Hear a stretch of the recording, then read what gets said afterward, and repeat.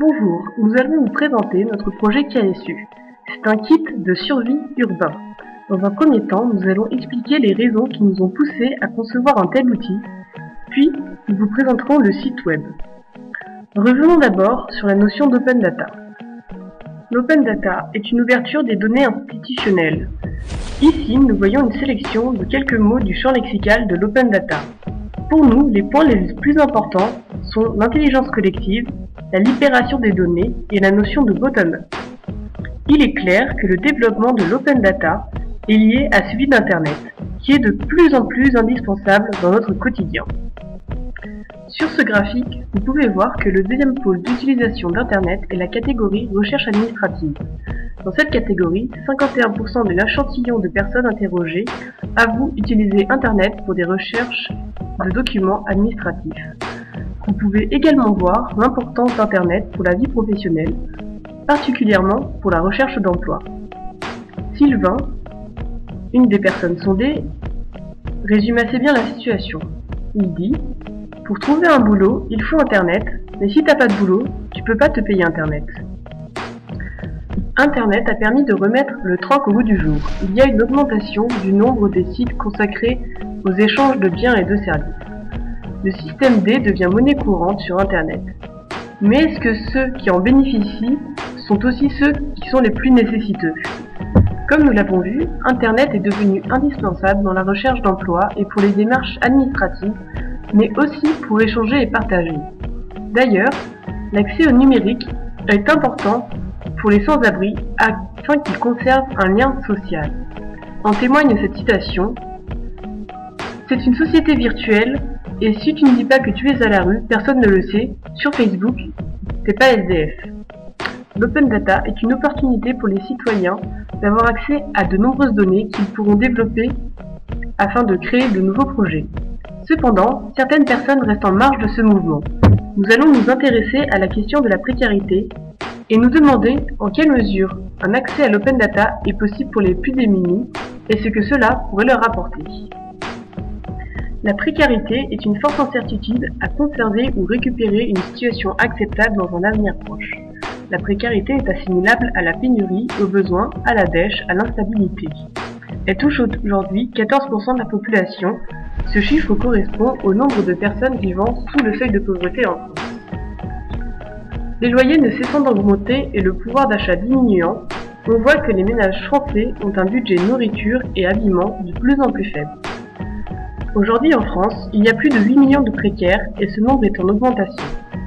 La précarité est un phénomène qui touche non seulement les SDF, les retraités et les chômeurs, mais aussi et surtout les travailleurs pauvres et les jeunes en emploi précaire. Par tranche d'âge, on remarque que ce sont les moins de 18 ans qui sont les plus touchés.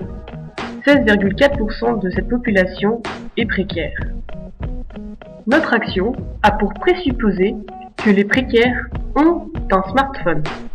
C'est une idée qui est bien loin d'être utopique. En effet, un ensemble d'actions et de projets existent déjà pour rendre cela possible. Le MIT a développé un projet Do It Yourself Phone qui permet la fabrication d'un téléphone portable à condition d'avoir accès à un Fab Lab. Des plans open source sont diffusés sur Internet pour rendre cela possible. Nous imaginons alors qu'il est possible d'avoir un smartphone autoconstruit. De plus, des forfaits à petit prix ont vu le jour récemment. SDF Télécom propose aux sans-abri un numéro et un répondeur gratuit.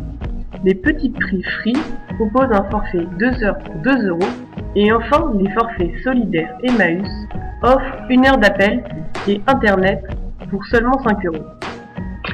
Le réseau KSU permet de mettre en relation des précaires, des particuliers et des entreprises via un site web. Ce site permet de publier et de consulter des annonces. Grâce à une carte interactive, le site répertorie 2 types d'informations en temps réel. Sur cette carte, on retrouve des éléments existants tels que des composteurs, des associations d'aide, des bains municipaux, des WC publics, etc. On y retrouve aussi les initiatives de KSU, à savoir des formes urbaines du type YouFarm, poulailler, clapier ou encore des triporteurs. L'action de KSU, nous la retrouvons au cœur d'un petit circuit de proximité et de recyclage. Les restaurateurs ainsi que les membres de KSU sont invités à trier leurs déchets afin d'injecter dans le réseau KSU marc de café et épluchures. Les déchets permettent la production de compost qui sera utile à une agriculture urbaine. Ainsi, les champignonnières et les potagers urbains seront alimentés en engrais. Une partie des déchets sert aussi à nourrir un ensemble d'animaux. Poules, lapins. Les animaux produisent de la matière organique qui est réutilisée comme fertilisant dans les potagers. Une partie de la nourriture produite dans le réseau KSU est proposée aux restaurateurs partenaires, une autre partie est transformée dans les cuisines de KSU et sera vendue par les triporteurs.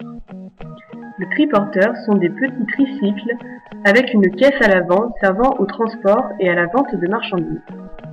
Les membres de KSU ont des prix avantageux dans les restaurants partenaires et auprès des triporteurs. Une partie de la production a lieu dans nos YouFarm. Nous y cultivons certains légumes selon le principe de l'aquaponie. Les racines poussent dans une eau qui circule en circuit fermé entre les bacs des plantes et celui des poissons qui la purifient. La YouFarm sert donc d'unité de production et d'élevage. D'autre part, le container qui constitue la base de la YouFarm nous sert également de support de communication. La production de nourriture en ville est en fait un prétexte à la création de jobs. Par job, nous entendons travail qui n'est pas continu, qui ne répond pas à une logique de durée dans son accomplissement, mais bien plus à une logique de tâche. L'idée est plutôt de s'intégrer à un réseau de partage et d'échange où les précaires ne sont pas stigmatisés. Le jobber est polyactif, il peut passer d'une activité à une autre. Ainsi, le même précaire peut occuper divers jobs selon ses disponibilités, ses capacités et ses envies. Être tripman, par exemple, c'est être vendeur dans le triporteur. C'est un des jobs proposés aux plus démunis par le réseau KSU. Le projet KSU a été appliqué à un territoire. Nous avons choisi la ville de Rennes pour deux raisons. L'offre de données open data est assez riche, et de plus, Rennes est une ville relativement importante en France. Elle est en effet la 11e ville la plus peuplée de France et la 8e ville en termes d'étudiants. Comme nous l'avons vu précédemment, les jeunes sont une tranche de la population assez fortement touchée par la précarité. C'est pourquoi il nous semblait pertinent de choisir Rennes comme exemple de territoire. Il y a en effet à Rennes 62 000 étudiants. 42% des étudiants de Rennes 2 sont boursiers. De plus, on compte 25 773 demandeurs d'emploi à Rennes et 9 809 foyers bénéficiant du RSA. Nous vous invitons à vous rendre sur le site internet que nous avons développé pour le projet KSU. http://ksu.lha.fr/